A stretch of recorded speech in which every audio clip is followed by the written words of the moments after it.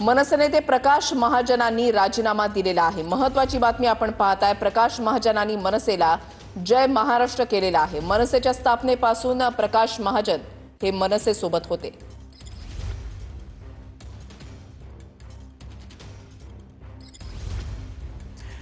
मनसेचे नेते प्रवक्ते प्रकाश महाजन यांनी महाराष्ट्र नवनिर्माण सेनेचा राजीनामा दिलेला आहे।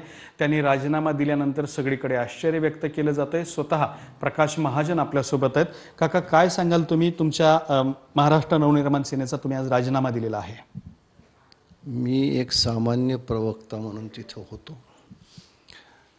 जेवढी माझ्यावर जबाबदारी होती ती मी चांगल्या रीतीने पार पाडली। पण गेल्या काही दिवसात असं मला वाटू लागलं की आता आपण कुठंतरी थांबलं पाहिजे, आणि मग मी थांबायचा थोडा निर्णय घेतला। बाकी काही नाही त्याच्यात।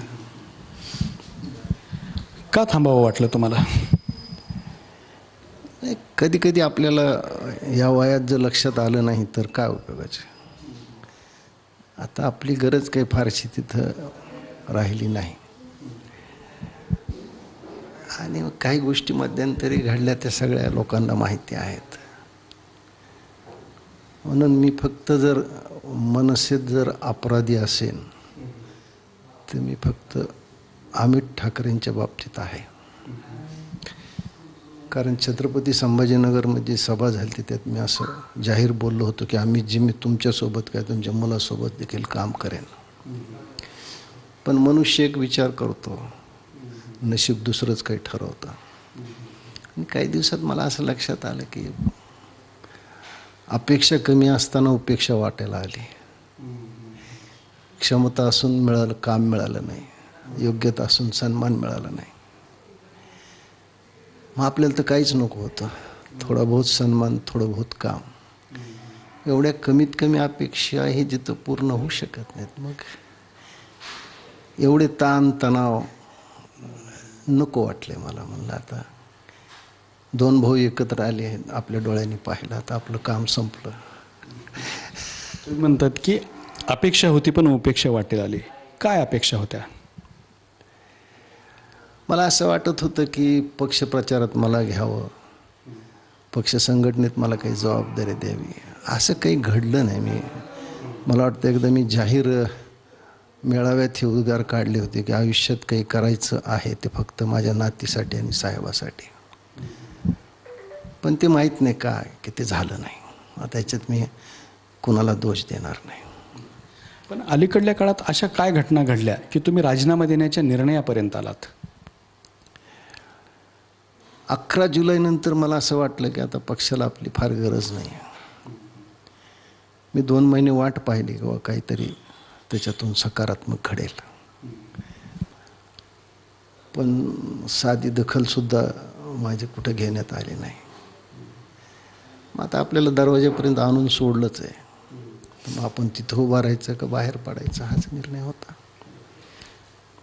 तुम्ही नारायण राणेंच्या विरोधात दंड ठोपटले होते, त्याचे हे दुष्परिणाम म्हणावे लागतील का? तुम्ही जखमीवरची खपली काढताय। पक्षाने मला एकटं सोडलं, सगळ्या जगाने पाहिलं। ठीक आहे, मी प्रकाश महाजन होतो, मी माझा लढा एकटा लढलो। 2 भावांनी एकत्र यावं ही भूमिका मी जाहीर घेतली, त्याचे सुद्धा मला बोल ऐकावे लागले। पण आज 2 भाऊ एकत्र आहेत, खूप आनंदाची गोष्ट आहे। पण आमच्यासारख्याची सद्भावना त्या मागं आहे असं कोणी विचारात घेतलं नाही। ठीक आहे, काही गोष्टी नको वाटल्या, आपण कुठं प्रत्येक वेळा संघर्ष करायचा, काय करायचं। शांततेत काही जीवन जगू, थोडं बहुत वाचन करू, थोडं बहुत राहू, थोडं मोकळं वाटलं। राज ठाकरेविषयी मी एकच म्हणेन, रस्सी जल गई लेकिन बल नहीं गया। हे मी माझ्या बाबतीत बोलतो। एक शख्स मेरे दिल से मुकम्मल नहीं गया। एखादा व्यक्ती मनातून पूर्णपणे काढू शकत नाही, त्यापैकी राज ठाकरे आहेत। पण दुर्दैवानं काय माहीत नाही की फार काळ नाही होऊ शकलं ते। तुम्ही दुखावले गेलात का राज ठाकरेंकडून? आता जे झालं ते झालं. आता एकमेकावर प्रचंड प्रेम असणारी माणसं कुणी कुणाला दुखावली याची चर्चा करण्यात काय अर्थ असतो? काय सोडून द्यायचा विषय. मुद्दा असा आहे की राज ठाकरेंनी माझं वय हे क्षमा करण्याचं आहे.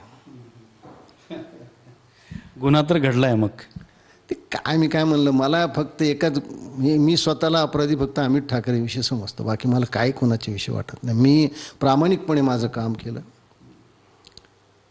साहेबावर झालेला प्रत्येक शाब्दिक वार मी माझ्यावर झेलला, त्याला माझ्या परीने मी उत्तर दिलं. मी मला दिलेली जबाबदारी फार चांगल्या रीतीनं पार पाडली. पण त्याचं जेवढं कौतुक व्हायला पाहिजे, जी शाबासकी मिळायला पाहिजे, ती कधीच मिळाली नाही. ही वेदना आहे. का झाला असावा असं माहीत नाही आता काय झालं, पण काय एखादी गोष्ट आमच्याकडून घडलीच नाही, पण त्याची मात्र आम्हाला बोल लावण्यात आले.